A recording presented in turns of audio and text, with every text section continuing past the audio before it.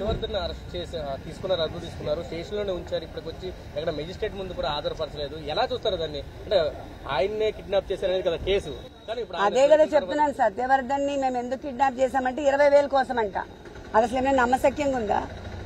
2 సార్లు ఎమ్మెల్యేగా చేసి మాకు ట్రస్ట్ ఉంది, ఎన్ని కోట్లు ఖర్చు పెట్టాం, ఎంత సర్వీస్ చేసామే, 20,000 కోసం చేస్తామా? అదంతా ఫాల్స్ కదా. దాన్నే ఫ్యాబ్రికేట్ చేసి ఇప్పుడు ఎక్స్టార్షన్ కింద చేస్తున్నారు.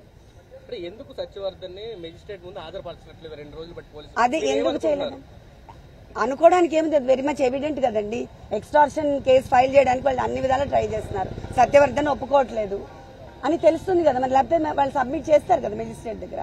దాంట్లో ఇంకా అనుకోవడానికి ఏం లేదు కదా. This is very straight. Pressure పెడుతున్నారని భావిస్తున్నారు మేడం. అంటే ఏదైనా థ్రెట్ జైల్లో వంశీ గారు థ్రెట్ ఉందా మీరు? అవును, అది కూడా మేము సబ్మిట్ చేస్తున్నాం ఇప్పుడు మా పిటిషన్.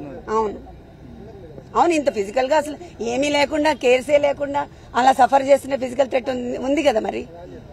తెలియకుండా ఆయన పెయిన్ఫుల్ గా చేసి అందరి నుంచి వేరు చేసి 22 hours అదేంటి ఐసోలేట్ చేసి ఒకటే రూమ్ లో పడేయడం అనేది ఎట్లయినా ఎలా ఉంటాం మనం అంతసేపు?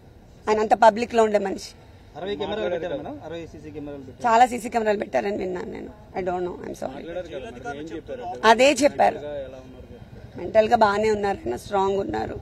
ఆ టైల్ బోన్ పెయిన్ నేను కింద పడుకోలేకపోతున్నాను. అండ్ ఆల్సో ఐసోలేట్ చేసిన 22 hours లాక్ చేసేసి నాకు బ్రీదింగ్ ప్రాబ్లమ్ గా ఉందని చెప్తున్నారు. నో నాకు ఐ మీన్ వివాంటాలో అండ్ నోవటెల్లో కంప్లీట్ గా నిన్న ఆక్యుపైడ్ అంట. సో దట్స్ వై అదొకటి ఖాళీ ఉంటే నేను వెళ్ళాను. అసలు వాళ్ళు వస్తారని కూడా నాకు తెలియదు. I'm not aware of all this. Jail అధికారులు చెప్తూ అన్ని ఫెసిలిటీస్ బాగానే ఉన్నాయి, ఎక్కడ ఇబ్బందులు ఏం లేవు, డాక్టర్లు కూడా అబ్జర్వేషన్ లో ఉన్నారు.